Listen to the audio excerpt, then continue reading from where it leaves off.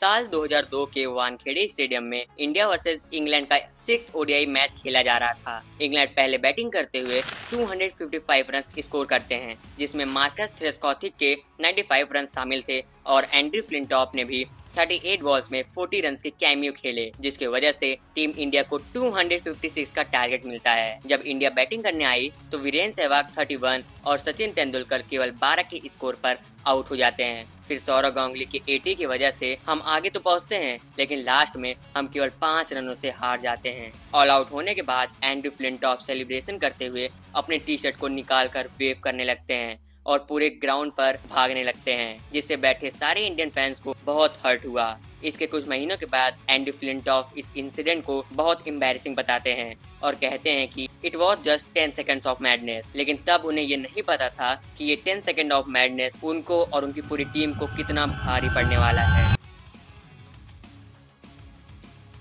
दिसंबर 2001 में इंग्लैंड की team India आती है 3 टेस्ट और 6 ओडीआई खेलने के लिए। टेस्ट सीरीज टीम इंडिया 1-0 से जीत जाती है। अब टाइम आता है ओडीआई सीरीज का। दोनों ही टीम में कई दिग्गज प्लेयर थे। इंग्लैंड की बात करें तो Nasser Hussain, Marcus Trescothick, Michael Vaughan और एंड्रयू फ्लिंटॉफ थे।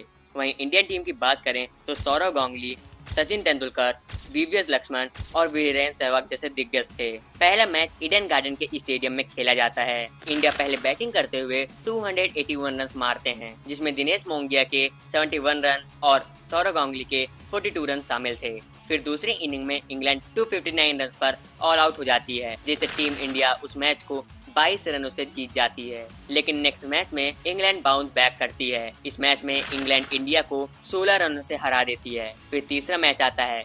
इंग्लैंड पहले बैटिंग करते हुए 217 रन बना देती है। फिर इंडिया उसे 46.4 ओवर्स में ही जीत जाती है, जिसमें सचिन के 68 और वीरेंद्र सहवाग के 51 रन शामिल थे। इसके बाद चौथा मैच कानपुर में होता है। इस मैच में इंग्लैंड ने 268 रन का टारगेट दिया एंड उसके बाद इंडिया इस टारगेट को केवल 29.4 ओवर में ही चेस कर लेती है, जिसमें सचिन तेंदुलकर के 67 बॉल्स में 87 और वीरेंद्र सहवाग के 62 बॉल्स में 82 रन शामिल थे और अब ये सीरीज 3-1 पर आ चुका था।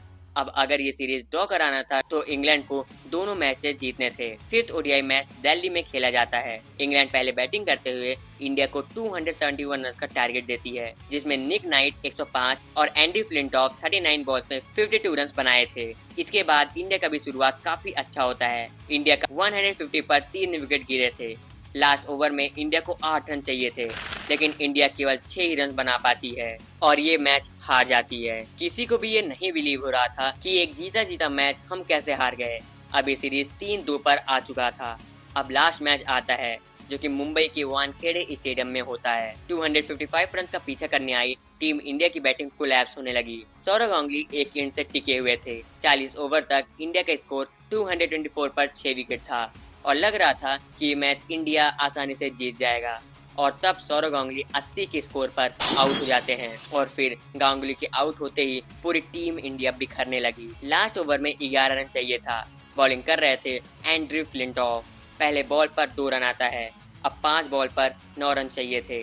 अब 5वें बॉल पर केवल 1 रन आता है और फिर अगले 3 बॉल्स में टीम इंडिया ऑल आउट हो जाती है और हम 5 रनों से ये मैच हार जाते हैं। जिसके बाद एंड्रयू फ्लिंटॉफ अपनी टी शर्ट निकाल कर मैदान में भागने लगे, जो कि पूरे इंडियन फैंस को डिसअपॉइंट करके रख दिया। सौरव गांगुली ने इस सीरीज में अपना पूरा 100% दिया था, लेकिन उसके बाद भी वो सीरीज हम जीत नहीं पाए।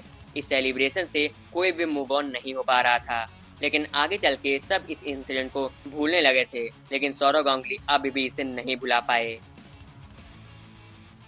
इसके अगले 6 महीने बाद इंडिया इंग्लैंड टूर पर जाती है, जहां इंडिया को इंग्लैंड और श्रीलंका के साथ एक ट्राई सीरीज खेलनी थी।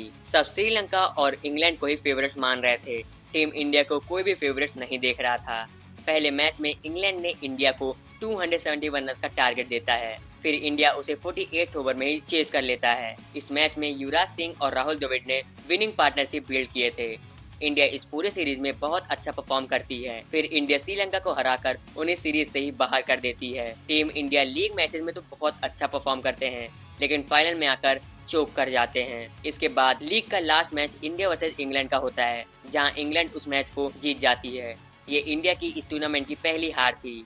इस टूर्नामेंट में इंडिया की बैटिंग सबसे प्लस पॉइंट था, लेकिन इस मैच में हमें इंडिया की बैटिंग कोलैप्स होते नजर आई और फाइनल से पहले इंग्लैंड को इंडिया की वीकनेस पता चल चुकी थी। नाउ 13 जुलाई 2002 इस तारीख को नेट वेस्ट सीरीज का फाइनल स्टार्ट होता है। इंग्लैंड पहले टॉस जीतकर बैटिंग करती है। इंग्लैंड के लिए मार्कस टेरेस्कॉथिक और नासिर हुसैन ने सेंचुरी जड़े थे, जिसके बाद एंड्रू फ्लिंटॉफ के 32 बॉल्स में 40 रन की वजह से इंग्लैंड की टीम 325 रन बना देती है।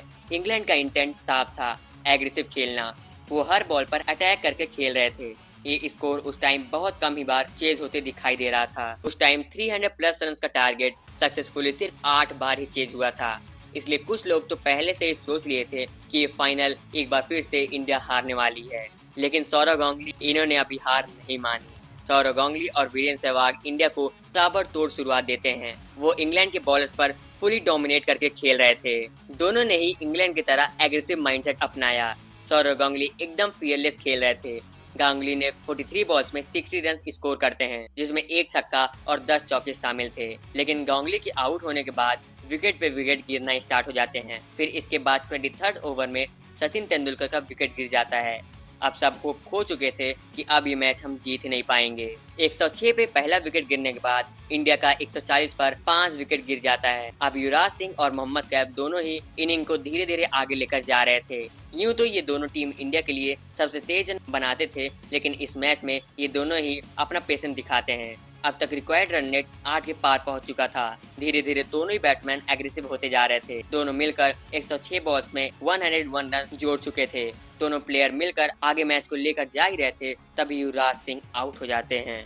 अब ऐसा लग रहा था कि उनके साथ इंडिया की सारी उम्मीदें चली गई, लेकिन उसके बाद मोहम्मद कैफ अकेले लड़ रहे थे। कैफ ऐसा खेल रहे थे कि एक बार फिर से लगने लगा था कि इंडिया मैच जीत सकती है।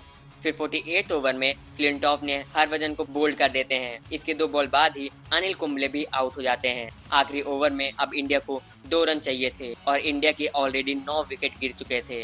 पहले के 2 बॉल फ्लिंटॉफ डॉट बॉल डाल देते हैं और तीसरी बॉल पर जहीर बॉल को पुश किए। दोनों बैट्समैन पहले रन के लिए भागे। थ्रो अच्छा न होने की वजह से दूसरा रन भी वो दोनों बैट्समैन लेकर इंडिया को वो हिस्टोरिक मैच जिता देते हैं। अब सौरव गांगुली लॉर्ड्स के बालकनी में शर्ट निकालकर उसे वेव करने लगे। वही फ्लिंटॉफ जो कुछ महीने पहले वानखेड़े में शर्ट निकालकर दौड़ रहे थे, उसी को दादा लॉर्ड्स की बालकनी में जवाब दे रहे थे। ये सेलिब्रेशन पूरे क्रिकेट हिस्ट्री का मोस्ट आइकॉनिक सेलिब्रेशन बन गया। आप इस सेलिब्रेशन को 10 में से कितना मार्क्स देंगे मुझे कमेंट्स में जरूर बताइएगा। Thanks for watching.